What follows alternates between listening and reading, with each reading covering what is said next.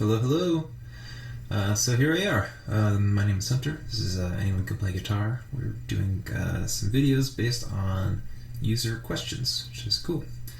So I'm hoping this will allow me to target more things that people are actually out there wondering instead of just kind of shooting in the dark.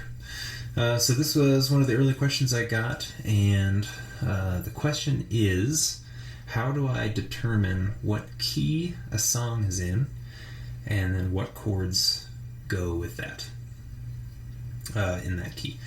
So the second part of that question is answered through our music theory basics videos, where we look at the chromatic scale, we narrow it down to the major scales, and then eventually we start building chords off of each of the notes of the scale, and then we get something called a chord scale. So we'll do a quick review of that once we figure out the first part, but that information is out there. And now, so the best thing to do when you're trying to figure out what key a song is in is to use your ear. Now, really, ultimately, when you're learning any kind of music, working on music throughout your whole life, what you're doing really is you're training your ear.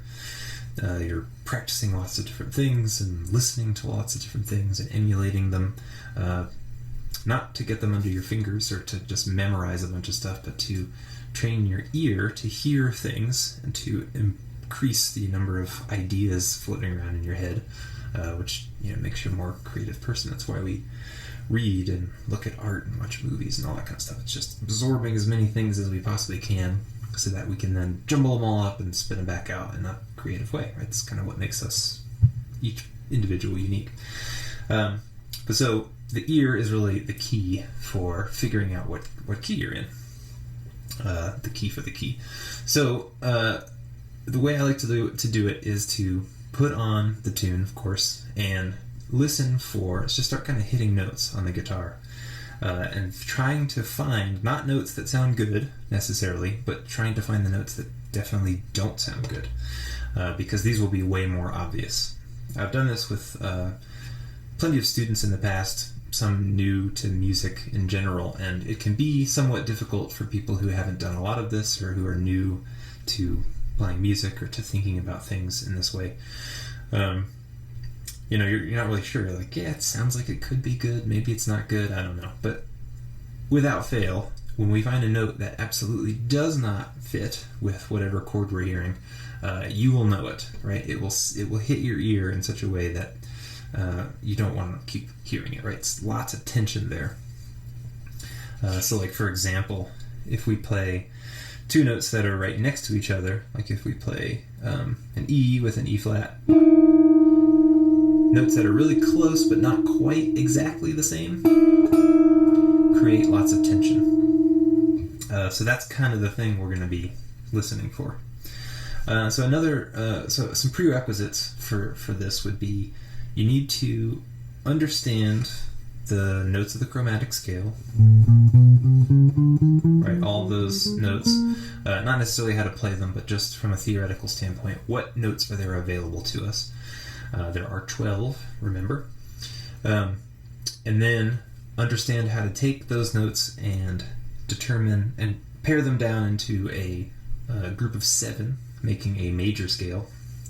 So when we're talking about the key, what key a song is in, what we're really talking about is the scale. Kind of, sort of. A scale and a key are basically the same thing. If something is in the key of G major, for example, we are using the notes of the G major scale. Now you'll know from doing this a few times, and maybe you already know, songs don't have to adhere to a key. They can change keys, you can throw chords from all over the place together, and it'll sound cool, right? So you don't have to adhere to this, but I will say most of the time, especially if you're dealing with popular music, things that have wide appeal, that are not, avant-garde or strange in some way, tend to adhere to some sort of key. It's just what people are accustomed to hearing, what they like to hear, what they gravitate to, things being all nicely and neatly packaged up in one key tends to work pretty well. And writing within one key gives you plenty of options, so there's no reason not to at least start there. And then let's see. Then the last part, would be just what we're gonna do is we're gonna listen to this loop that I've got, and we're gonna try to figure out what key it's in.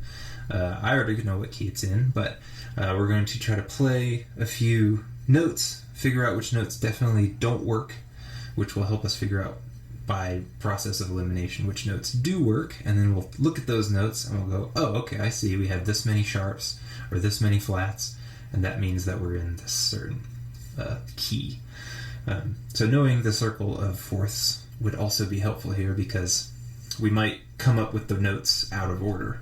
We might have some sort of B followed by some sort of E followed by some sort of A.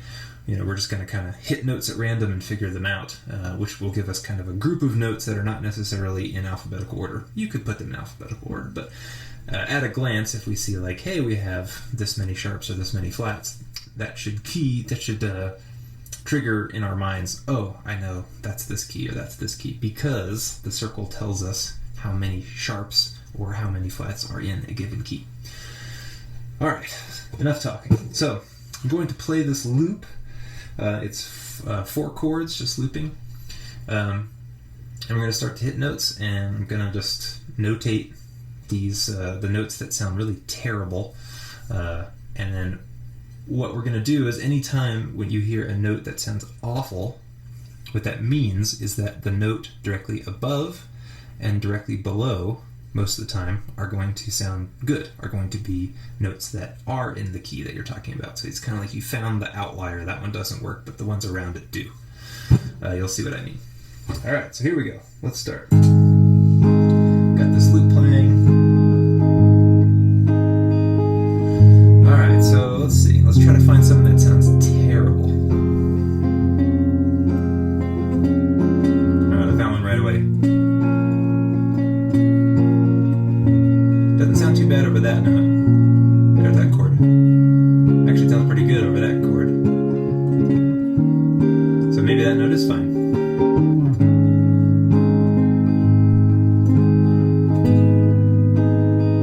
That one's kind of nasty. Alright, still nasty. So what I'm doing is I'm sustaining the note over all the chords, all 4 chords. It still sounds pretty gross.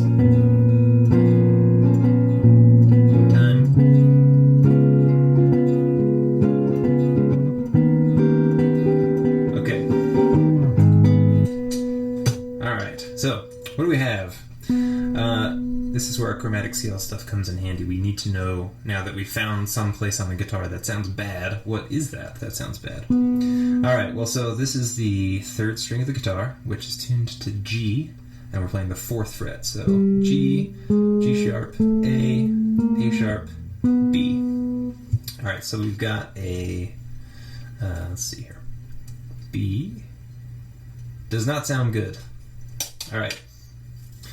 So now already we can, if we really know our circle well, we can start to narrow our focus here, because if B doesn't sound good, then any scale that has a B natural in it is probably not the scale for us, right?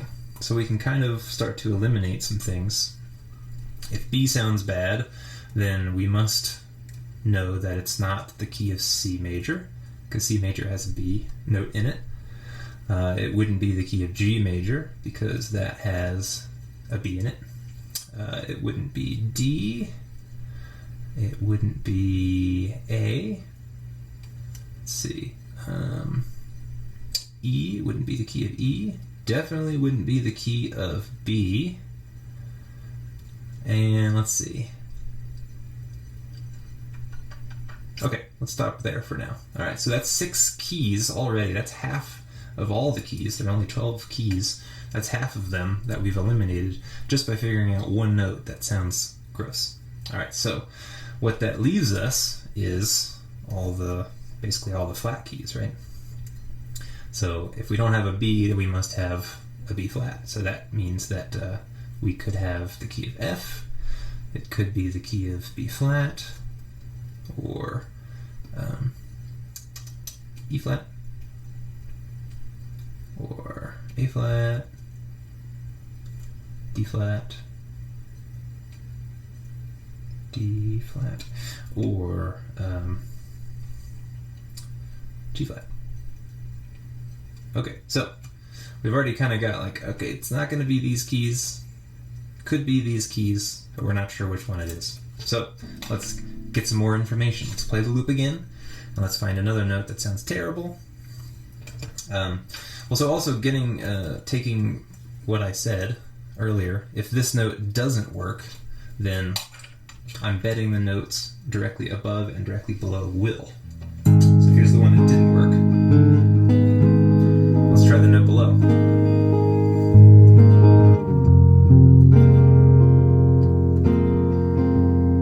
So that seems to blend with the chords pretty nice.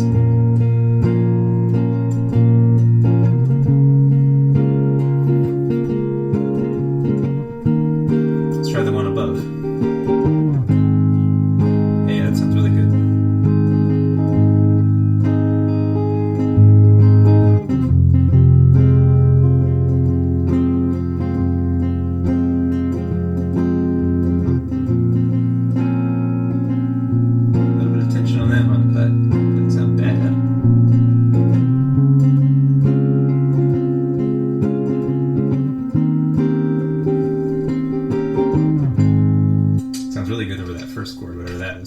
Alright, so we know B doesn't sound good, but the note below it, as we kind of already sort of guessed, is a B flat. And that sounds really good. And then the note right above it is C. Alright, so that sounds really good as well. Alright, but let's find another note that definitely doesn't work, and we'll see what we end up with here.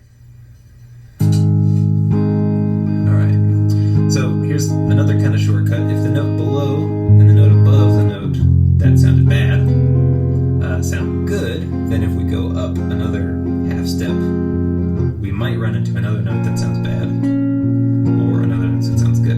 Could go either way. Ooh, there's one. Sounds wretched.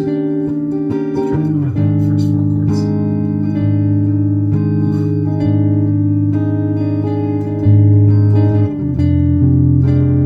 Still sounds pretty weird. A lot of dissonance on that one.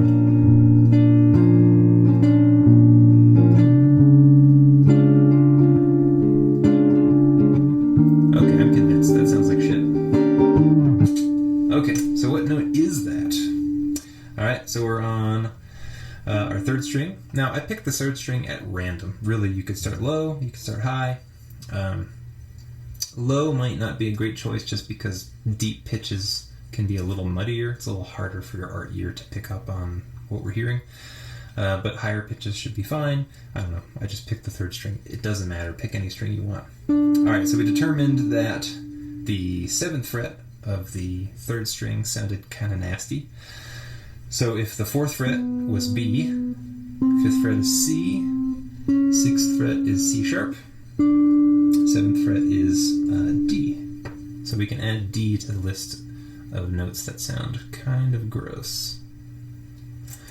Now, in the process of doing that, I tried to use a little bit of a shortcut and say, hey, maybe the note a half step above the note that sounded good would sound bad. Well, I was wrong. It actually sounded pretty good. So we played C, which we know sounds good, and then I played a half step above that.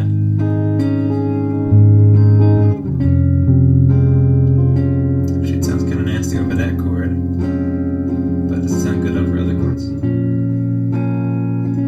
Yeah, it sounds perfect with that chord.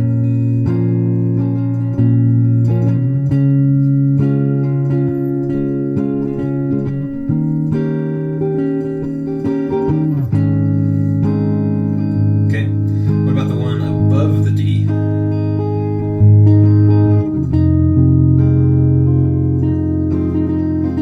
Sounds okay.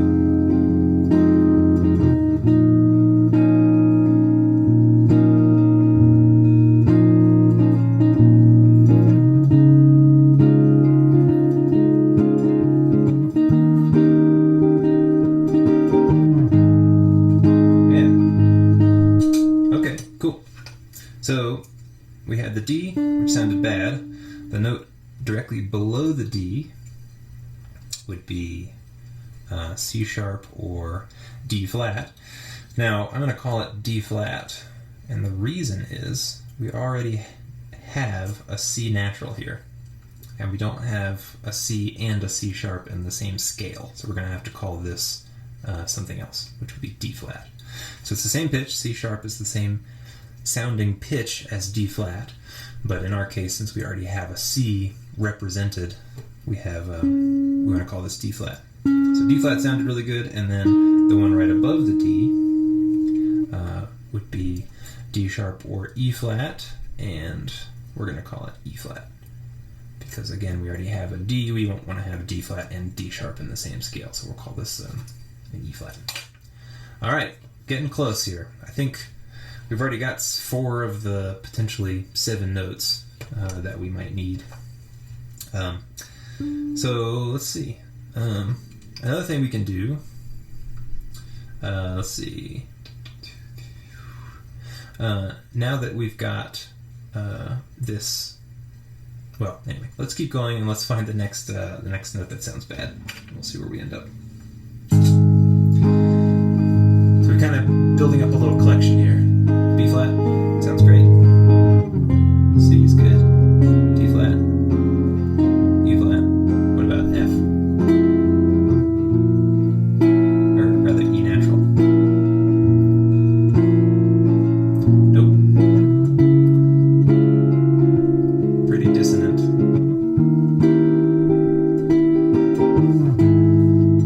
Doesn't work. Screams, no. Right? Says that just sounds bad. E does not work. Okay. Let's see if the note right above E works.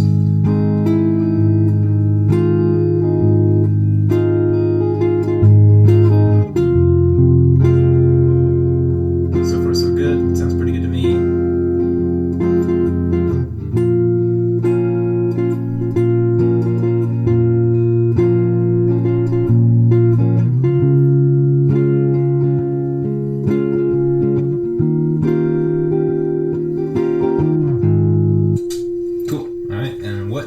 Is right above E natural would be F.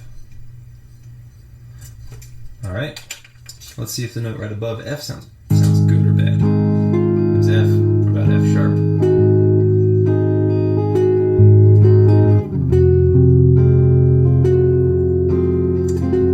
I don't like it.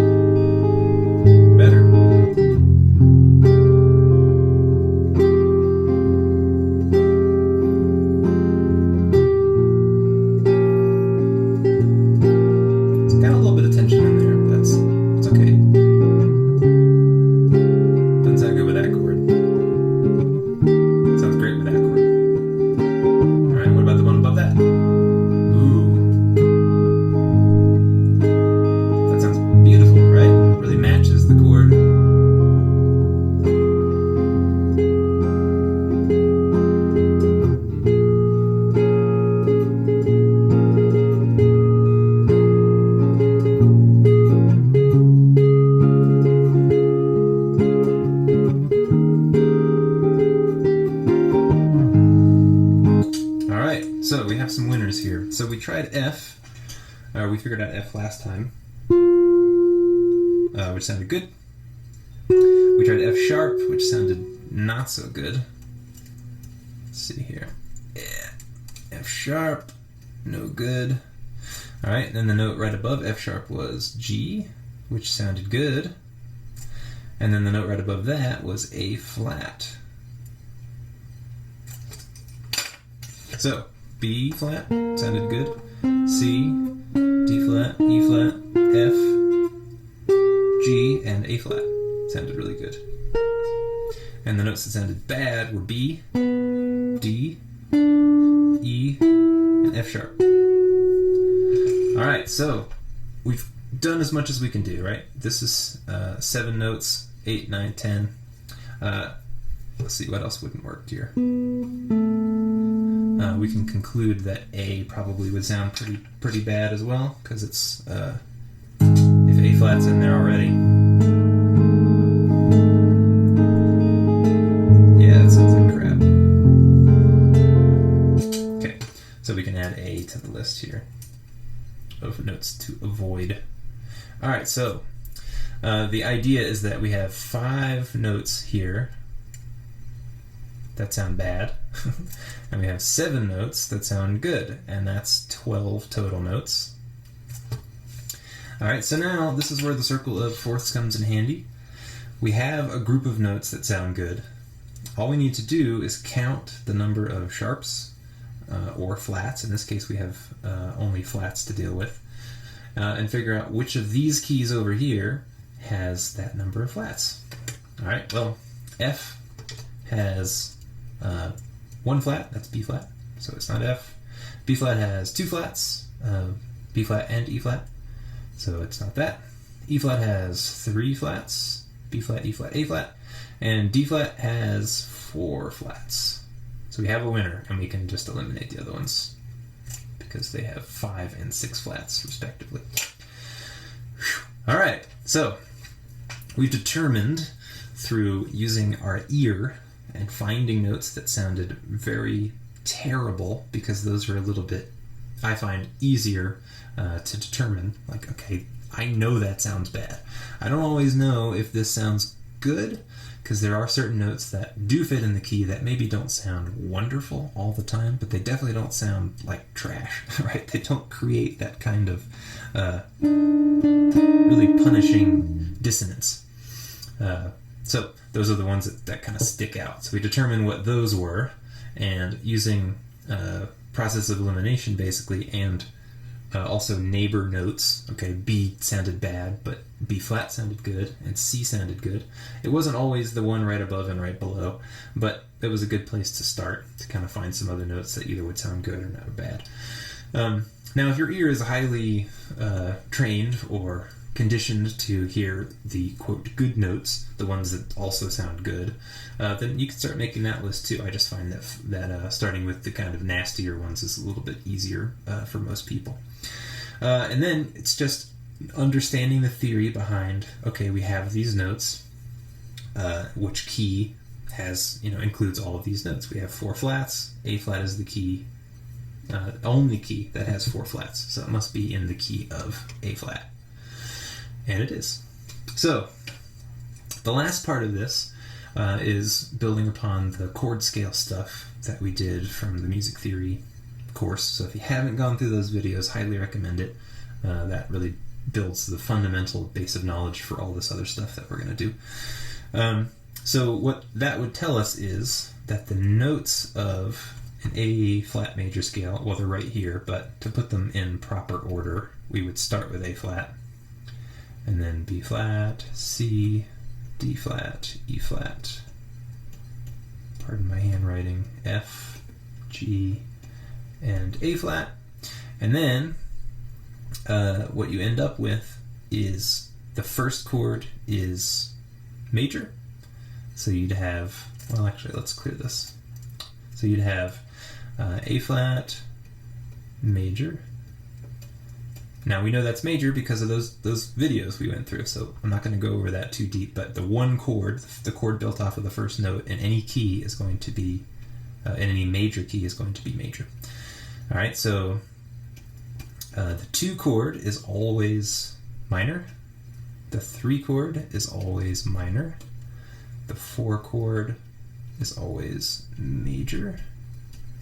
Now these are just 3-note chords. You can take them to 4-note chords, and I did a video on 7th chords, which takes that, takes this idea and just expands it a little bit by 1 extra note. The 5 chord is always major, the 6 chord is always minor, and then the 7th chord is always diminished. Cool. All right, now that was the finally step, but here's the next finally step. What this means for us is that we can take this group of chords and we can play them in any order we want. We can mix and match them, and it was going to sound pretty good, right? So what I was doing in the loop was I was playing A flat major, which looks like this. Then I went to F minor. Then I went to B flat minor. That's the 2 chord. And then actually I said 4 chords, but I did 5 chords. So I went to the 4 chord, which was D flat, and then I went E flat major. This is actually a dominant chord, but it doesn't matter. Watch the 7th video for all that. But the point is, you can play these chords in any order. I could go A flat straight to C minor. Sounds pretty good. To F minor. If I did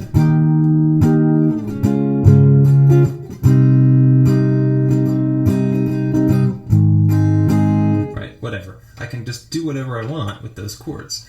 And really, this is the perfect place to start when you're wanting to get creative and write your own tunes, right? Take a key, you know the notes of the key, you know the chords that are in that key, and just start kind of mixing and matching them and seeing what you come up with. And you'll hear, based on the things that you've listened to and your own creative juices, you'll mix that stuff around in your head, and your ear will pick up on something like, okay, I really like it when I go from the 1 chord to the 6 chord, or maybe you like the 1 chord to the 2 chord, right? Maybe you walk up the chords because you think that sounds cool or whatever, and then from there maybe you start to come up with melodies, right? Little ideas for tunes to hum over top of the chords come, and then boom, you've written a song, right? Add lyrics or add more melodies or whatever, and you're doing it, right? So this, I admit, is a laborious process, right? This took us, half an hour, something like that, and we had that nice little loop. Of course, if you're playing a tune that's from the radio or whatever, you would behoove you to put it into some sort of program that can loop it, not necessarily loop a section, but just play the whole 4-minute thing and then loop it again. And again, songs will change keys. You'll find some curveballs thrown in there, but I'd say more often than not, a song is going to start in a key and stay in that key.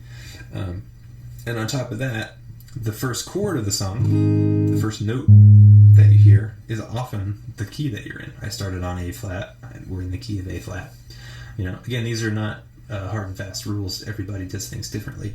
And what's kind of fun about music theory, the more you learn about this stuff, is learning all the ways that you can kind of break these rules. Like, okay, this is very nice and neat the way this works, but you don't have to do it this way. And in fact, doing it a different way, throwing a curveball in there, can be a great tool for making your piece of music that much more interesting.